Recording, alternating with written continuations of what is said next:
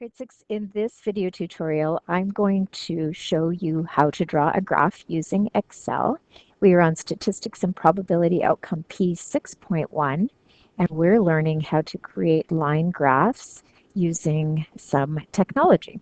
So we're going to use Excel, and I'm just going to walk you through the example in the Math Makes Sense workbook, page 94, which is Lesson 4 on drawing graphs. So there's some information there about time and temperature on Jake's birthday. He started recording the time at 8 a.m. Pardon me, he started recording the temperature at 8 a.m. until noon and saw that it changed and increased over time. So we're just going to create that graphically. So the first thing you're going to do is select a cell and you're going to insert the information. So I've already put that onto a clipboard, so the time and the temperature from the chart.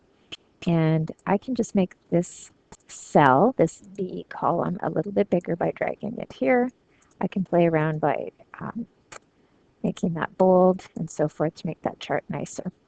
All right, so now what I want to do is I want to select the data that I have entered from the chart, and then I'm going to go Insert, and I'm going to choose a line graph.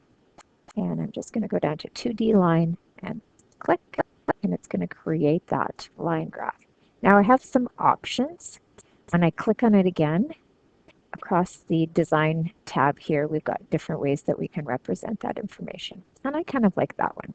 I can see then at 8 o'clock it was 14 degrees, 9 o'clock it was 15, but you can play around and look at some of the other ones as well.